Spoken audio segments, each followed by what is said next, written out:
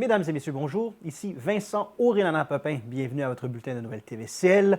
Cette semaine, nous plongeons dans toutes les actualités du territoire des Laurentides. Nous commençons avec la ville de Mont-Laurier qui a annoncé la période d'inscription pour le camp de jour dès le 6 mai prochain à 18 h jusqu'au 10 mai en prévision de la période estivale. Les inscriptions seront disponibles en ligne par le biais de la plateforme Amelia au ville-montlaurie.qc.ca dans l'onglet Loisirs et culture camp de jour. Il sera également possible d'obtenir de l'assistance en présentiel le 6 mai prochain de 18 h à 19 h à la salle du conseil municipal pour procéder à l'inscription de votre enfant. Les inscriptions réalisées en présentiel ne garantissent pas une place au camp de jour et elles sont réservées aux résidents de Mont-Laurier. La nouvelle formule permettra à plus d'enfants de participer au camp de jour et de répondre à la demande citoyenne d'offrir une formule d'inscription à la semaine tout en respectant les ratios permis par l'Association des camps du Québec. Ainsi, les parents auront la chance de sélectionner uniquement les semaines auxquelles ils désirent inscrire leur enfant selon leurs besoins du 25 juin au 9 août prochain. Lors de l'inscription, les parents devront ajouter à leur panier d'achat les semaines désirées avant de procéder au paiement sur la plateforme Amelia. Un vidéo tutoriel est disponible dès maintenant sur le site Internet de la Ville dans l'onglet Loisirs et culture camp de jour. La Ville vous invite à le visionner avant la période d'inscription du 6 mai.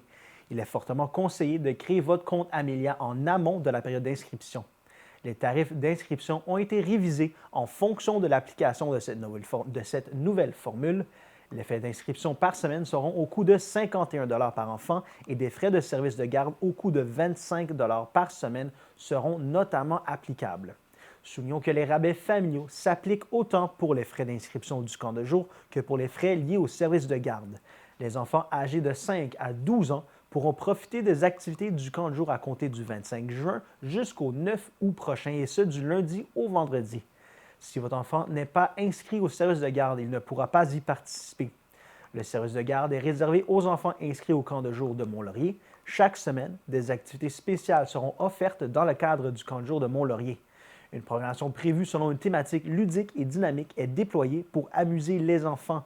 En plus des différentes activités sportives et culturelles planifiées par les animateurs, des sorties sont aussi prévues à la plage du lac des Sources, au parc régional de la Montagne du Diable et au centre d'exposition de Mont-Laurier. Ces sorties leur permettent de découvrir des sites naturels exceptionnels où diverses activités de plein air sont offertes. Le camp de jour se déroule au pôle sportif de Mont-Laurier, où des jeux d'eau sont aménagés en plus de nombreux plateaux sportifs qui demeurent à la disposition des animateurs pour le plus grand plaisir des enfants. Pour toute question, vous pouvez contacter la technicienne en loisirs au 819-623-1221 au poste 730 ou par courriel au yterrien@villemonlaurier.qc.ca. La Ville de Mont-Laurier informe ses citoyens du début des travaux liés aux phases de déconstruction et de démolition du bâtiment actuel de la Bibliothèque de Mont-Laurier. Les travaux ont débuté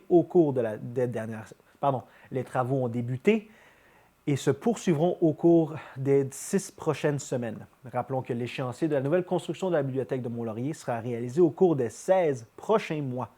Avant d'entamer la déconstruction officielle, la Ville de Mont-Laurier a collaboré avec Zone Emploi d'Antoine Labelle dans le cadre de leur plateau de travail, la recyclerie Zone Éco, afin de maximiser la récupération des matières encore en bon état pour leur éviter l'enfouissement.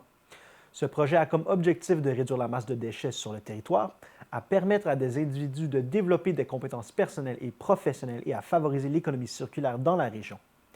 Vous pourrez vous procurer des meubles et des matériaux qui seront vendus à moindre coût directement à la boutique de la recyclerie Zone Éco. Pour plus d'informations, visitez la page Facebook Recyclerie Zone Éco. En prévision de la construction de la nouvelle bibliothèque de Mont-Laurier, la Ville de Mont-Laurier a également bonifié le contenu de l'onglet présent sur son site Internet. Les citoyens pourront ainsi consulter l'échéancier détaillé et les nouveautés qui seront aménagées à l'intérieur de ce lieu. En plus d'un créalab misant sur l'expérimentation, l'aménagement de locaux et d'espaces modernes dédiés aux enfants, les citoyens auront la chance de découvrir plus de postes Internet et une terrasse extérieure réservée aux usagers. Pour consulter l'onglet, visitez le ville-montlaurie.qc.ca dans l'onglet Culture et loisirs /projet bibliothèque. La bibliothèque se démarquera par l'innovation en présentant un concept unique par l'omniprésence du bois visant à souligner l'importance de cette ressource dans le développement historique de la région et également dans l'industrie locale. En plus de proposer un lieu accueillant et accessible, ce lieu permettra également de grandes possibilités sur l'enrichissement collectif et l'éducation continue. La nouvelle bibliothèque offrira une expérience et des services totalement repensés à ses usagers et à ses visiteurs. Ce projet représente un investissement de 13,2 millions de dollars par l'entremise de diverses subventions, notamment via le programme d'aide au développement des infrastructures culturelles du gouvernement du Québec et du Canada et le programme Innovation en construction bois du gouvernement du Québec. Un surplus affecté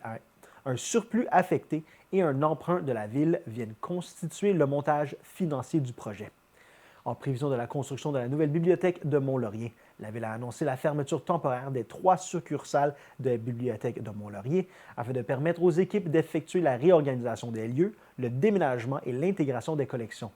Une bibliothèque satellite est actuellement en préparation dans l'édifice du Centre McLaren au centre-ville situé au 532 rue de la Madone. La Ville de Mont-Laurier informera les citoyens lors de la réouverture graduelle des succursales prévue très bientôt. La Ville de Mont-Laurier est heureuse de dévoiler la toute nouvelle mise à jour de la politique pour les aînés et la famille dans le cadre de la démarche Municipalité Amis des aînés. Les membres du conseil municipal et la directrice des loisirs de la culture et des parcs, Mme Audrey-Anne Richer, ont présenté aux médias les objectifs de la démarche, le portrait du milieu et un résumé du plan d'action 2023-2027. Le résultat de ce plan d'action découle d'une démarche concertée réalisée en collaboration avec les acteurs du milieu afin de mieux cerner les besoins des aînés et des familles résidant sur le territoire.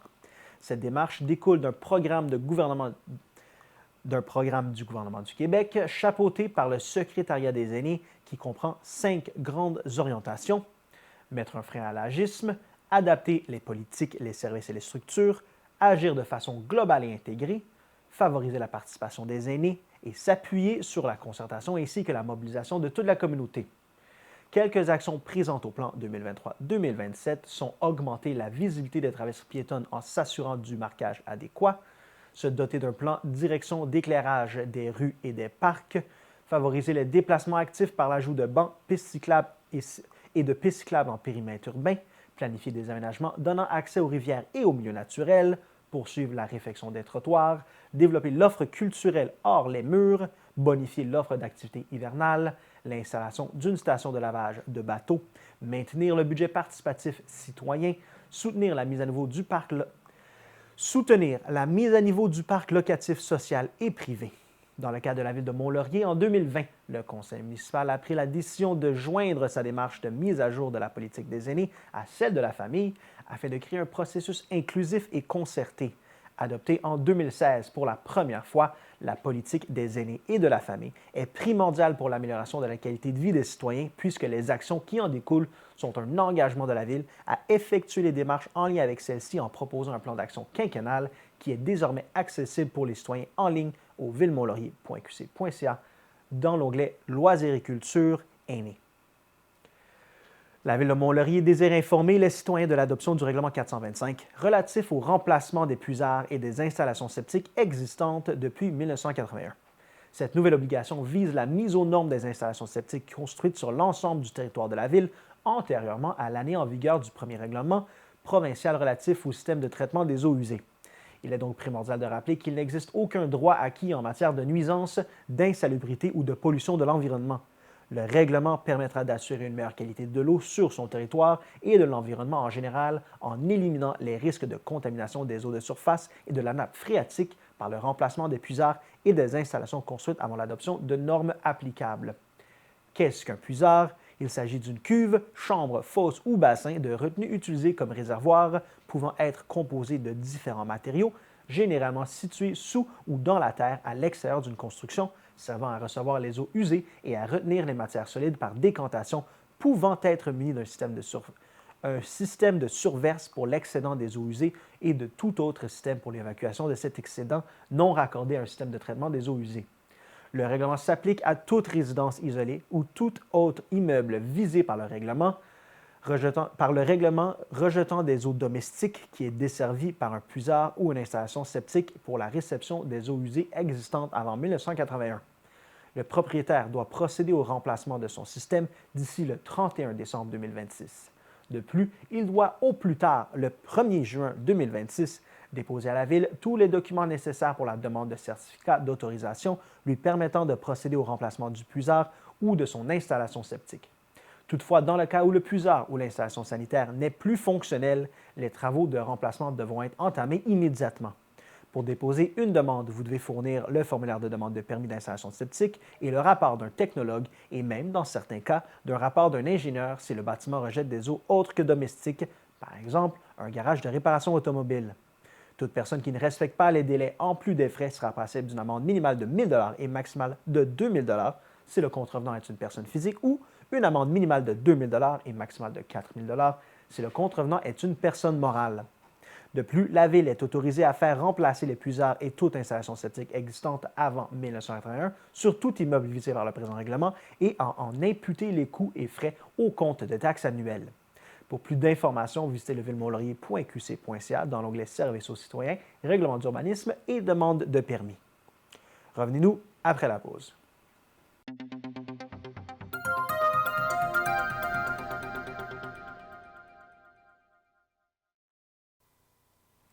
La MRC d'Antoine Labelle renouvelle son entente de développement culturel avec le ministère de la Culture et des Communications. Cette cinquième entente d'un montant total de 125 000 $ prévoit la mise en œuvre du plan d'action culturel 2024 adopté par le Conseil de la MRC lors de la séance du 23 janvier dernier. L'entente de développement culturel 2024 cible la mise en œuvre de plusieurs projets culturels et patrimoniaux sur le territoire. Elle est rendue possible grâce à un investissement de 50 000 $ du Conseil de la MRC provenant du Fonds Région et Ruralité, du volet 2, soutien à la compétence de développement local et régional, et d'une somme de 75 000 $ du ministère de la Culture et des Communications. L'enveloppe totale de 125 000 $ dédiée au développement culturel du territoire permettra la réalisation du plan d'action 2024 découlant de la nouvelle politique culturelle et patrimoniale de la MRC et de son plan de mise en œuvre 2023-2026. Ainsi, les projets répondront aux différents enjeux et besoins qui se retrouvent dans ces outils de planification et d'intervention.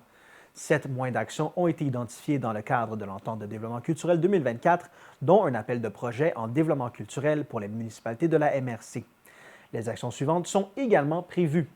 La mise en valeur des projets du programme de soutien au milieu municipal en patrimoine bâti, la collecte de données sur la mémoire familiale, la réalisation du projet Déconstruire les mythes en patrimoine, la promotion de l'offre culturelle dans la MRC, la mise en valeur des paysages identitaires, la concertation et mobilisation des milieux culturels et municipaux. Les objectifs derrière chacune de ces actions relèvent du plan de mise en œuvre de la PCP qui a été réalisé à la suite des consultations publiques tenues sur le territoire au printemps 2023. C'est en août 2023 que la MRC s'est dotée de sa deuxième politique culturelle et patrimoniale, un véritable outil de planification et de développement culturel. Ce document vise à soutenir le dynamisme et le rayonnement de son écosystème culturel en fournissant un cadre d'intervention pour guider les actions culturelles des 10 prochaines années sur les territoires sous 4 axes. L'accessibilité et la participation citoyenne, la concertation, la collaboration et la mobilisation, le soutien et la valorisation, l'identité et l'appartenance au territoire, le développement et le rayonnement. Réalisée à l'occasion d'une démarche intégrée, la politique a été élaborée de concert avec les acteurs du milieu dans un esprit d'ouverture et de convivialité, en plus d'intégrer désormais de nouvelles considérations, soit les dimensions historiques, patrimoniales et paysagères, chères aux Antoine Labellois.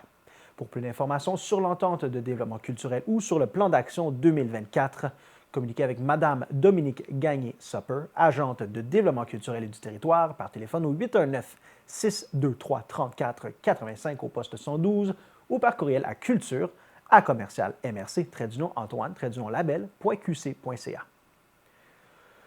Le service de gestion intégrée des ressources naturelles de la MRC d'Antoine Labelle lance un appel de projet dans le cadre du programme d'aménagement durable des forêts 2024-2025, volet intervention ciblée.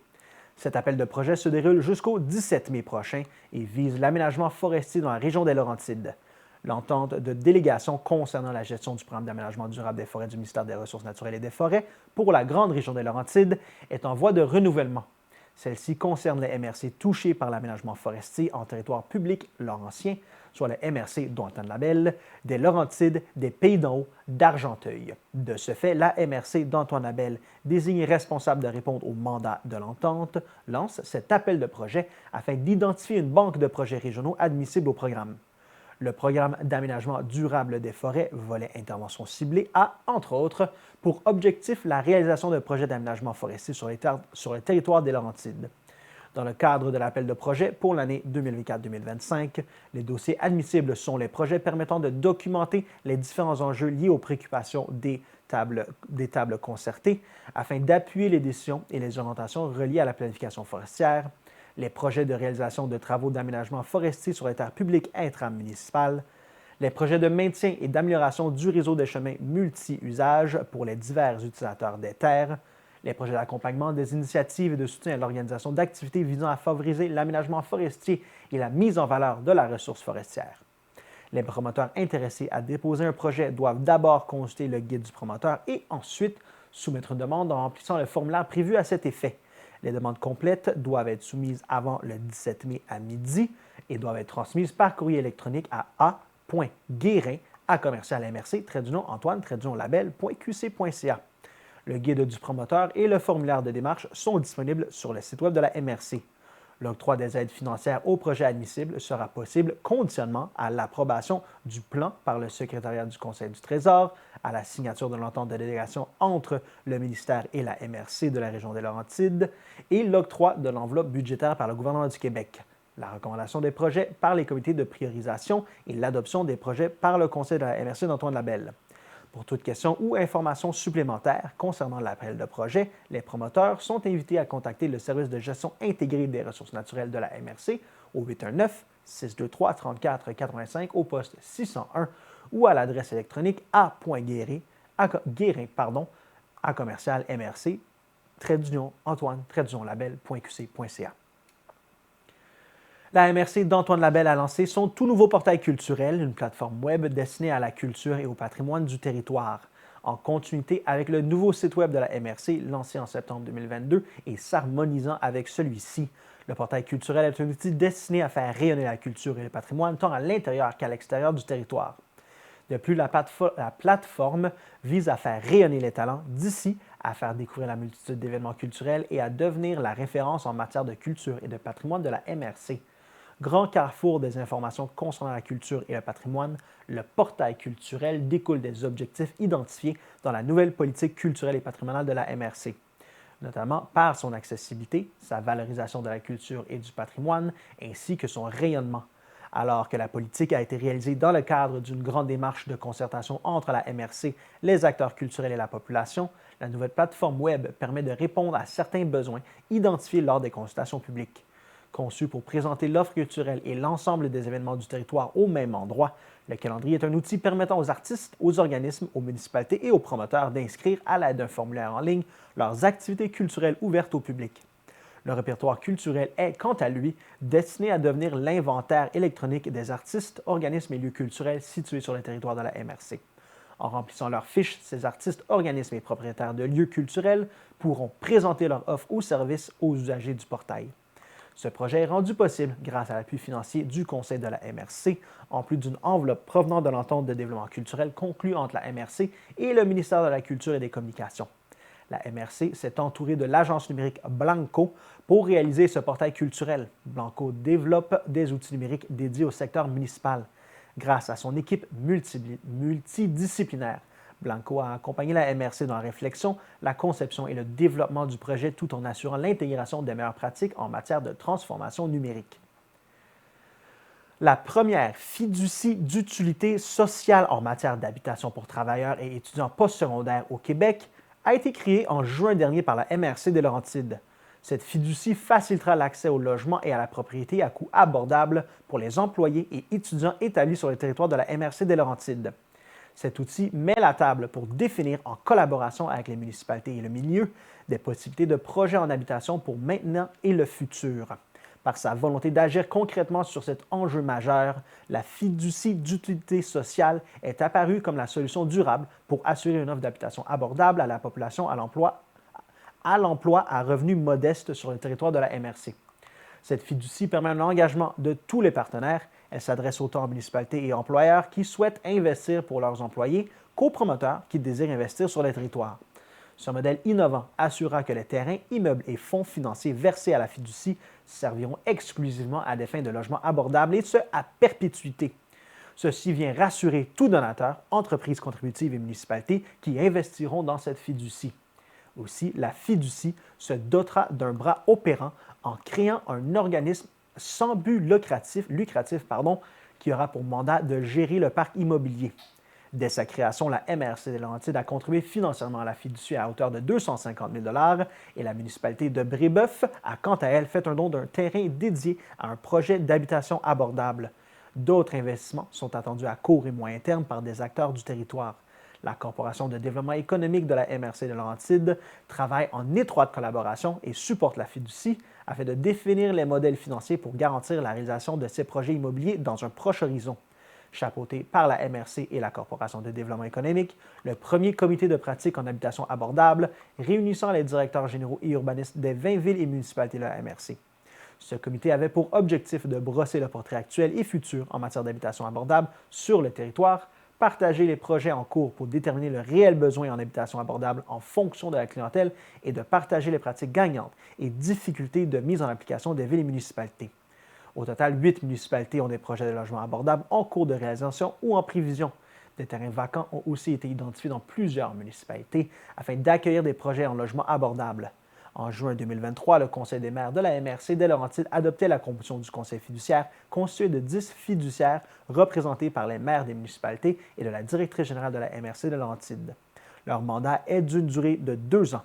Les bénéficiaires de cette fiducie sont la collectivité des résidents de la MRC des Laurentides dans son ensemble. Si cet enjeu vous interpelle et vous souhaitez agir, si vous avez des besoins en logement pour vos travailleurs ou vous souhaitez contribuer à la fiducie par un don financier ou de terrain, contactez la MRC des Laurentides à npelletier@mrclaurentides.qc.ca ou appelez au 819-326-0666 au poste 1002. Afin de soutenir les organismes communautaires œuvrant pour fournir des services aux citoyens vulnérables du territoire, le Conseil des maires de la MRC des Laurentides a constitué le Fonds socio-communautaire de la MRC des Laurentides.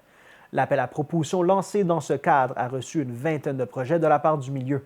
En 2024, la MRC aura appuyé 29 projets, totalisant une aide financière de 203 500 $ pour le milieu, grâce notamment au Fonds Région et Ruralité. Le Fonds socio-communautaire de la MRC de Laurentides est une aide financière qui vise à appuyer les missions ou initiatives sociales et communautaires du territoire.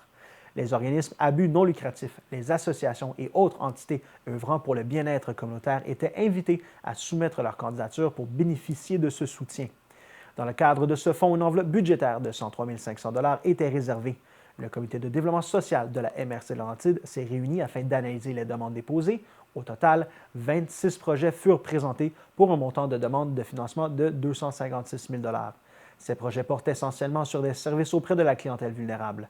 Ce sont 17 projets admissibles qui ont fait l'objet d'une recommandation favorable pour l'attribution d'une aide financière par le comité de développement social. La MRC des Laurentides est heureuse de renouveler son entente avec le ministère de l'Immigration, de la francisation et de l'intégration dans le cadre du programme d'appui aux collectivités. Le ministère de l'Immigration, de la francisation et de l'intégration octroie une contribution financière de 240 000 $ à la MRC des Laurentides dans le but de réaliser des projets sur son territoire afin que ces collectivités soient plus accueillantes et inclusives. La MRC des Laurentides annonce aussi l'adoption de son plan d'action et immigrant. La MRC des Laurentides annonce également l'adoption de son plan d'action en immigration pour la période 2024-2026 avec un investissement de plus de 315 000 $ qui sera déployé pour soutenir des initiatives visant à accueillir et intégrer les nouveaux arrivants. En assumant un rôle de leader dans la régionalisation de l'immigration, la MRC des Laurentides s'engage à évaluer les besoins et défis locaux ainsi qu'à élaborer une nouvelle stratégie pour renforcer son impact en tant qu'acteur de proximité. La MRC a délégué à sa Corporation de développement économique la gestion du volet immigration afin d'accompagner les acteurs socio-économiques dans leur démarche de recrutement, d'accueil et d'intégration des nouveaux arrivants. Le programme d'appui aux collectivités du ministère vise à accroître la capacité des collectivités à être plus accueillantes et inclusives. Il contribue avec d'autres programmes du ministère et d'autres programmes gouvernementaux à favoriser l'attraction, l'intégration et l'établissement durable des personnes immigrantes et d'autres minorités ethnoculturelles afin qu'elles participent pleinement en français à la prospérité du Québec. Dans le cadre de ce programme, les acteurs socio-économiques du territoire de la MRC de Laurentides réaliseront les projets suivants. Créer des activités de sensibilisation pour les acteurs du milieu portant sur la diversité et l'inclusion culturelle, offrir des ateliers et formations sur les enjeux liés à l'immigration, développer des outils de sensibilisation pour les acteurs socio-économiques du territoire, collaborer et participer à la mise en place d'activités interculturelles, réaliser un guide de bonnes pratiques pour l'accueil et l'intégration des personnes immigrantes.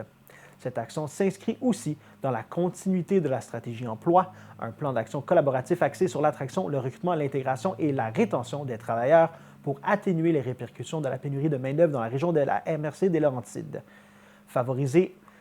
Le plan vise également à favoriser un environnement accueillant et inclusif pour la diversité ethnoculturelle.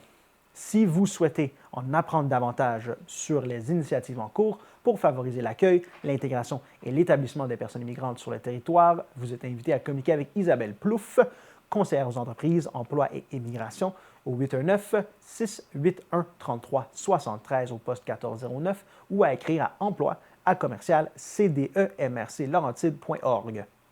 Revenez-nous après la pause.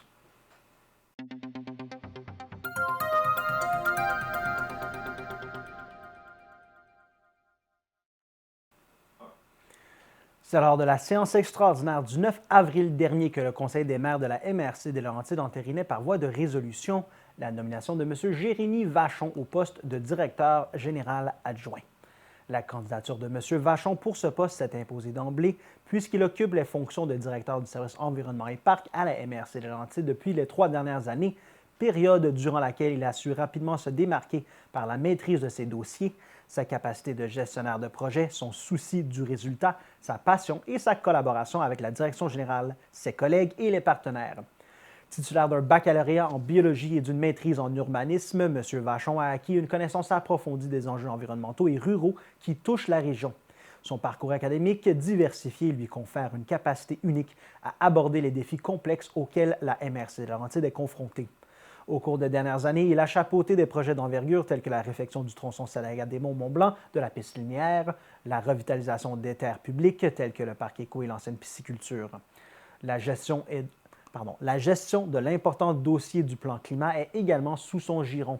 Il accompagne les maires et les mairesses à la prise de décision pour tous les dossiers environnementaux et principalement pour les comités internes sur l'adoption et la mitigation des changements climatiques, le comité de gestion des matières résiduelles ainsi qu'auprès des membres du conseil d'administration de la Société des parcs de la MRC de Laurentides. Il siège également à titre de membre intérimaire à la Corporation du Petit-Train du Nord. Avant son arrivée à la MRC de Laurentides, M. Vachon a occupé la fonction de directeur du service de l'environnement et de l'urbanisme pour la municipalité de Lac-Simon et occupé différents postes à la ville de Longueuil et au Biodôme de Montréal, entre autres. Marc Lheureux, préfet de la MRC, mentionne que c'est à l'unanimité que le Conseil des maires a entériné la recommandation de la direction générale et procédé à la nomination de M. Vachon au poste de DG adjoint. Il ajoute que son engagement envers l'excellence, sa passion pour les enjeux régionaux et son leadership sont des atouts précieux pour cette nouvelle fonction. M. Vachon accède au poste de directeur général adjoint en remplacement de Mme Mylène Perrier, qui a été nommée en 2022 et qui relèvera de nouveaux défis sous peu au sein de la MRC des Pays d'en haut. L'entrée en fonction de M. Vachon est prévue vers le 27 mai prochain. Le conseil de la MRC des Pays d'en haut s'est réuni le 12 mars dernier au centre communautaire de Laurel à Wentworth Nord pour sa deuxième séance ordinaire de l'année. Parmi les points à l'ordre du jour, le gouvernement du Québec octroie de nouvelles sommes pour accélérer la transition climatique. La MRC annonce les nouveaux projets retenus dans le cadre du Fonds Région et Ruralité, ainsi que la reconduction pour un an du soutien au fonctionnement du Carrefour Jeunesse Emploi. Le Conseil de la MRC a entériné la Convention d'aide financière afin d'élaborer un plan climat provenant du programme Accélérer la transition climatique locale. La planification et la mise en œuvre par le milieu municipal de projets issus de ce plan seront inscrits dans le volet 2, lequel sera couvert par les sommes additionnelles. Dans le cadre du volet 2 du Fonds Région et Ruralité, la MRC avait fait un appel de projet au début de l'automne dernier. Des 28 projets déposés, 13 ont été recommandés par les membres du comité le 20 février. Ainsi, le Conseil de la MRC a octroyé une somme totale de 286 928 à ces 13 projets. Le Fonds Région et Ruralité Volet 2 vise à soutenir financièrement des promoteurs d'initiatives qui répondent aux priorités d'intervention 2024-2025 de la politique de soutien aux projets structurants pour améliorer la qualité de vie de la MRC de Laurentides. À la suite d'un nouvel et dernier appel de projet lancé ces derniers mois, le Conseil de la MRC a octroyé les dernières sommes à 6 projets qui avaient été retenus par les membres du comité directeur. Rappelons que cet appel de projet s'inscrit dans le cadre du volet 3, Signature Innovation du Fonds Région et Ruralité. Il s'agit d'une entente conclue avec le ministère des Affaires municipales et de l'Habitation et la MRC des Pays d'en Haut afin de réaliser un projet intitulé Nos sentiers au cœur du développement des Pays d'en Haut. Cette initiative de la MRC vise à pérenniser et la mise en valeur des sentiers récréatifs non motorisés et d'en faire une signature distinctive pour le territoire. Cet appel de projet concerne les municipalités et organismes gestionnaires de réseaux de sentiers. Cet appel de projet concerne les municipalités et organismes gestionnaires de réseaux de sentiers. Le Conseil de la MRC a octroyé une aide financière de 75 000 au Carrefour Jeunesse Emploi des Pays d'en Haut, provenant du Fonds Région et Ruralité Volet 2 pour l'année 2024-2025. Il s'agit d'un soutien au fonctionnement à la mission du Carrefour Jeunesse Emploi et à la mise en œuvre de son plan offre de services 2024-2025. Enfin, le préfet rappelle à la population que la MRC est dans la période d'inscription aux cours et activités proposées dans la programmation du printemps 2024. Rançon de son succès, bien que les places de plusieurs cours de natation se soient envolées en quelques minutes, l'équipe du centre sportif est heureuse d'annoncer qu'il reste encore quelques places sur certains cours. À Sainte-Adèle, les équipes ont débuté le lundi 15 avril le balayage des rues et des trottoirs. 4 balais mécaniques en sous-traitance seront à l'œuvre 6 jours par semaine, du lundi au samedi, débutant dès 7 heures le matin, afin de procéder le plus rapidement possible au nettoyage des rues. Les balais de rue s'ajouteront le jour, de même les balais de rue de la ville s'ajouteront le jour, de même qu'un balai pour les trottoirs. Afin de minimiser les désagréments, le ramassage des amas de terre, de poussière ou de sable sera effectué pendant la journée. La Ville mettra tout en œuvre pour effectuer le nettoyage des rues et des trottoirs le plus rapidement possible et elle souhaite que cette première étape du grand nettoyage du printemps soit terminée pour la première semaine complète de mai. Toutefois, le territoire de Sainte-Adèle compte plus de 125 km de voies de circulation pavées et la durée de l'opération de balayage dépend notamment des conditions météo, puisqu'il est impossible de procéder au balayage de rue lorsqu'il pleut. Par ailleurs, dans le but de faciliter le travail des intervenants, la Ville demande aux citoyens de respecter ces quelques consignes. Ne pas mettre la pierraille, le sable et les débris dans la rue. Vous pouvez disposer de ces matières au garage municipal où les employés vous indiqueront où les déposer. Surtout, il ne faut pas faire des petits tas de pierres ou d'andins qui risqueraient de causer des bris d'équipement. Ne pas mettre la pierre ou le sable dans les bacs à déchets. Cette pratique entraîne des risques de bris des bacs roulants, mais aussi des véhicules utilisés pour la récupération des matières résiduelles. Le premier épandage de l'abat poussière sur les routes en gravier et les stationnements municipaux sera ensuite effectué. Cette opération consiste à épandre un taux d'abat poussière recommandé sur une largeur de 4 mètres au centre de la route. L'épandage d'abat poussière sur les routes non revêtues a pour but de préserver l'humidité du sol afin d'enrayer le plus possible le soulèvement des particules poussiéreuses causées par la circulation de véhicules ou le vent. Certifié conforme par le Bureau de normalisation du Québec, le produit utilisé par la Ville est à la base de chlorure de calcium et répond aux normes ministérielles en termes de préservation de l'environnement. La période d'efficacité du produit est évaluée à environ 6 semaines, une durée qui varie selon différents facteurs tels l'achalandage, les conditions météorologiques, ainsi que les opérations d'entretien et de nivellement effectuées sur la route. Le marquage de la chaussée devrait commencer, selon les prévisions actuelles, au début du mois de mai, après le balayage des rues. Cette étape est d'une durée approximative d'1 mois. Lors de cette opération, les équipes effectueront le marquage des lignes médianes, des lignes d'arrêt, des traverses de piétons, des espaces de stationnement sur la rue et dans les stationnements municipaux, en plus de voir à l'entretien et à la réparation de la signalisation. La Ville tient à rappeler que le marquage de la chaussée du boulevard de Sainte-Adèle et du chemin Pierre-Péladeau relève du ministère des Transports du Québec. Soucieuse de toujours bien servir les citoyens, la Ville met tout en œuvre pour respecter son calendrier d'entretien. Cependant, il peut arriver que certains travaux soient remis à plus tard et que la durée et la fréquence des opérations varient en fonction d'imprévus ou des conditions météorologiques. Dans le cadre de la démarche de planification intégrée du secteur Chanteclair, entrepris l'automne dernier, la Ville de Sainte-Adèle invite les citoyens à prendre part à une consultation publique afin d'échanger sur le développement futur de ce secteur. Pour permettre à tous les participants de s'exprimer et pour recueillir un maximum d'informations en lien avec leurs attentes et leurs préoccupations, 3 dates sont proposées pour les rencontres.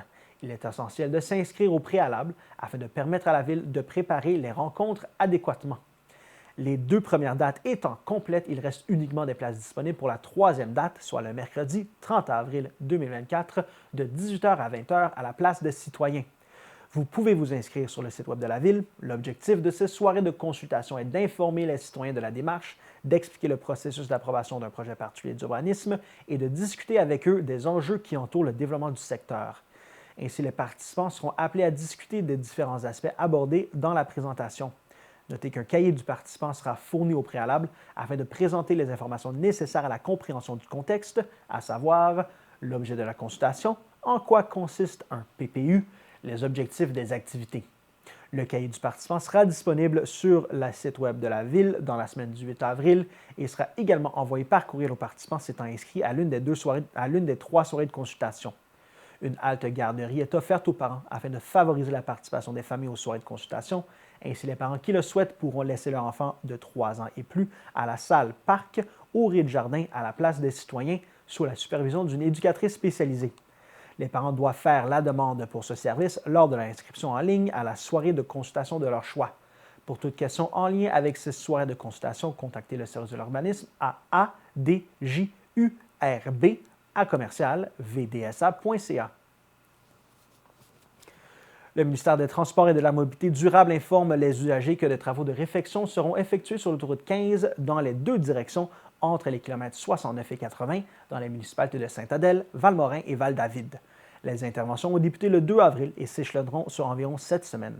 Ces travaux, qui consisteront à atténuer l'orniérage sur la chaussée, occasionneront la fermeture d'une voie dans une direction à la fois en semaine pendant la journée. Des fermetures ponctuelles de bretelles d'accès et de sortie seront également requises. Les entraves de ce chantier pourraient entraîner des ralentissements sur l'autoroute aux heures de pointe.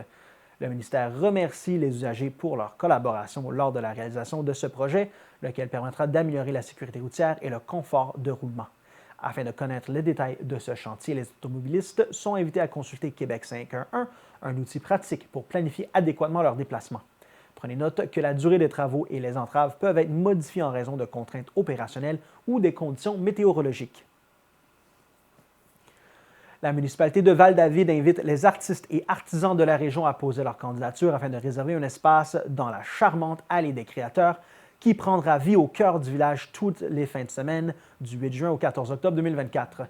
Située à l'extérieur, juste à côté du centre d'exposition, l'Allée des Créateurs permet aux artistes et artisans d'avoir un espace pour exposer et vendre leurs créations uniques. Elle constitue une vitrine de choix pour ces derniers qui pourront bénéficier d'un achalandage exceptionnel de visiteurs pour faire découvrir leur passion, leur savoir-faire et toute leur créativité. Pour poser leur candidature, les artistes et artisans doivent soumettre leur dossier avant le vendredi 3 mai à l'adresse secrétariat@commercialvaldavid.com ou en personne au 2490 rue de l'Église. Seuls les dossiers complets et soumis avant la date limite seront considérés. Tous les artistes et artisans sont invités à présenter un dossier. Toutefois, les emplacements disponibles seront attribués en priorité aux résidents de Val-David qui satisferont les critères de sélection. Le formulaire d'appel de dossier est disponible sur le site web valdavid.com sous l'onglet Publications /Culture. La municipalité de Val-David invite les artistes professionnels et de la relève à soumettre leur candidature d'ici le 7 juin afin de se prévaloir d'un emplacement au Salon des artisans de Val-David. La 14e édition de cet événement aura lieu au cœur du village de Val-David les 30 novembre et 1er décembre prochains. Ce rendez-vous, très attendu en vue de festivités du temps des fêtes, constitue une vitrine exceptionnelle pour les artistes et artisans de la région. Ils auront l'opportunité de bénéficier de la renommée culturelle du village ainsi que d'un afflux exceptionnel de visiteurs. L'événement réunira une trentaine d'artisans de divers horizons, exposant et vendant leurs créations dans les lieux suivants: la salle Athanase David au 2490 rue de l'Église, le pavillon Maurice Monti au 2492 rue de l'Église. Pour proposer leur candidature, les artistes et artisans doivent soumettre leur dossier avant le 7 juin 2024 à l'adresse secrétariat@commercialvaldavid.com ou en personne au 2490 rue de l'Église. Seuls les dossiers complets et soumis avant la date limite seront considérés. Pour toute information supplémentaire, contactez le service de loisirs et de la culture à secrétariat@valdavid.com ou au 819-324-5678 au poste 4228. Revenez-nous après la pause.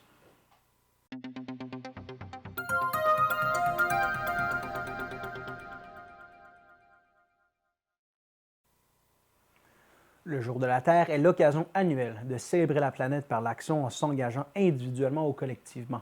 C'est pourquoi la ville de Saint-Sauveur invite ses citoyens à participer au défi Jour J jusqu'au 22 avril inclusivement, en délaissant la voiture au profit d'un déplacement actif, soit la marche, le vélo, le covoiturage ou le transport en commun. Les alternatives ne manquent pas pour donner un répit à la planète. Ceux et celles qui choisiront de relever le défi peuvent consigner leur déplacement actif sur le site du Jour J de la Terre, sur le site du Jour de la Terre. Après 10 déplacements actifs consignés, les participants courent la chance de remporter un vélo électrique iGo, une des 2 passes d'un an pour du transport en commun ou un des 3 abonnements d'un an à un gym. Les déplacements peuvent être consignés dans l'application mobile Strava ou sur le site du défi Jour J.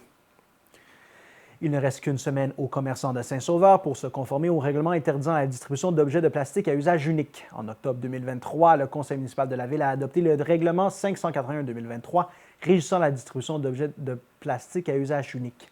Visant tous les commerces de détail, les restaurants et les événements sur le territoire de Saint-Sauveur, le règlement interdit d'offrir, de distribuer ou de mettre à la disposition des consommateurs les objets de plastique à usage unique suivants: les sacs d'emplettes, assiettes, bols, contenants, couvercles, tasses, verres, bâtonnets, pailles et ustensiles. Les objets de plastique visés incluent ceux en plastique oxo-biodégradable, oxo-fragmentable, biodégradable et compostable. Outre cette interdiction générale, certaines exceptions s'appliquent, soit les sacs d'emplettes réutilisables, les sacs composés de plastique utilisés à des fins d'hygiène, les sacs en plastique distribués par un établissement commercial offrant le service de nettoyage à sec, les sacs de plastique contenant du matériel publicitaire dans le cadre d'une distribution porte-à-porte, les emballages industriels et sacs de plastique compostables utilisés pour la disposition des résidus alimentaires et des excréments d'animaux dans les bacs et conteneurs de collecte sélective prévus à cet effet. La période de transition se terminant le 22 avril 2024, le Jour de la Terre, les commerçants n'ont plus qu'un mois pour se conformer au règlement. M. Jacques Gariepi, maire de Saint-Sauveur, affirme que jusqu'à présent, la participation des commerçants de Saint-Sauveur dans cette interdiction il affirme que la participation des commerçants de Saint-Sauveur dans l'interdiction des objets de plastique à usage unique est excellente et que les employés du service de l'environnement et du développement durable ont rencontré tous les commerçants et ont offert leur accompagnement dans cette transition. Il ajoute que la Ville constate que l'ère du jetable est en voie d'être évolue à Saint-Sauveur et c'est certainement grâce à la collaboration des commerçants et de la Chambre de commerce. Le service de l'environnement et du développement durable prévoit une première tournée d'inspection au printemps 2024 afin de prendre le pouls des mesures adoptées par les commerçants pour remplacer les objets de plastique à usage unique. Toutes les informations relatives au règlement et aux solutions de rechange au plastique à usage unique sont disponibles dans la page Objets de plastique à usage unique sur le site web de la Ville de Saint-Sauveur. Pour obtenir de plus amples renseignements à propos du règlement ou pour bénéficier d'un accompagnement, les commerçants sont invités à joindre le service de l'environnement et du développement durable. Le 20 avril prochain, la ville de Saint-Sauveur célébrera le Jour de la Terre avec un atelier de confection d'hôtels à insectes dans l'optique de favoriser la biodiversité chez ses citoyens. Devant le succès remporté en 2023 par cet atelier, la ville est heureuse de renouveler l'expérience en ouvrant cette année les inscriptions à toutes les tranches d'âge. Offerte le samedi 20 avril de 10h30 à 12h30 au chalet Pauline Vanier. L'activité sera l'occasion pour les participants de bâtir leur propre hôtel à insectes sous les bons conseils d'Isabelle Bérubé, fondatrice de l'atelier Zabi. Les hôtels à insectes remplacent les arbres morts qui sont naturellement utilisés par les abeilles charpentières et autres insectes pour se reproduire. En installant un hôtel à insectes sur leur terrain, les participants fournissent un abri à de nombreuses espèces clés pour la biodiversité. Cet atelier sera également une opportunité pour les participants d'en apprendre davantage non seulement sur les abeilles charpentières, mais aussi sur les autres insectes pollinisateurs et auxiliaires ainsi que les chauves-souris, leur phase de développement et leur rôle dans l'écosystème. Des collations et breuvages seront offerts sur place. Les personnes intéressées à participer à l'atelier de confection d'hôtels à insectes peuvent s'inscrire sur le site web de la Ville. En raison d'une hausse de circulation de rougeole dans l'ensemble du Québec et d'une explosion possible dans les Laurentides, La direction de santé publique du Centre intégré de santé et des services sociaux des Laurentides invite la population à demeurer vigilante et à suivre les recommandations pour limiter la transmission de la maladie afin de protéger les plus vulnérables. La rougeole est une maladie virale très contagieuse pouvant causer des complications graves, notamment chez les enfants âgés de moins d'1 an, les femmes enceintes et les personnes ayant un système immunitaire affaibli. Il est possible d'être infecté et d'attraper la maladie sans avoir été en contact direct avec une personne atteinte de la rougeole. À cet effet, il peut suffire de s'être trouvé dans la même pièce qu'une personne contagieuse, même durant une courte période. La vaccination demeure donc le moyen le plus efficace de se protéger contre la rougeole. Au Québec, selon le calendrier régulier de vaccination, les enfants reçoivent le vaccin contre la rougeole à 12 et 18 mois. Toutefois, la vaccination est offerte gratuitement à toute personne née à partir de 1970 qui n'a jamais reçu le vaccin contre la rougeole ou qui n'a jamais eu la maladie. Il est à noter que les personnes nées avant 1970 sont considérées comme protégées contre la rougeole. Pour tous ceux et celles qui souhaitent vérifier leur état de vaccination et avoir plus d'informations, il est possible de consulter québec.ca/rougeole ou encore de téléphoner au 1-877-644-4545. La prise de rendez-vous pour obtenir le vaccin contre la rougeole est disponible en ligne sur Clic Santé par téléphone au 1-877-644-4545 du lundi au vendredi de 8h à 18h. Par mesure de précaution, il est conseillé de surveiller l'apparition des symptômes suivants: fièvre, congestion nasale avec écoulement nasal, toux, conjonctivite, yeux sensibles à la lumière et malaise généralisé. Par la suite, des rougeurs apparaissent au visage, puis sur le corps. En cas de symptômes, la direction de santé publique rappelle qu'il est important de s'isoler et d'éviter le contact avec d'autres personnes. Se laver régulièrement les mains peut aider à réduire la propagation du virus de la rougeole. Si un déplacement pour une consultation médicale est nécessaire, il est fortement recommandé de porter un masque, éviter d'utiliser des transports en commun, contacter la clinique médicale ou tout autre milieu de soins et services avant de se déplacer pour les informer de son état. Si ce n'est pas possible, dès son arrivée, il faut informer le personnel à l'accueil. Devant l'augmentation du nombre de bateaux et la puissance croissante des moteurs, le lac Duhamel fait l'objet de multiples conflits d'usage depuis le début des années 2000. Consciente des problématiques persistantes rencontrées par les usagers du lac Duhamel et dans le but de garantir la sécurité et la préservation de l'environnement, la Ville de Mont-Tremblant a initié des actions dès le début de l'année 2020 pour trouver des solutions pérennes à cette situation.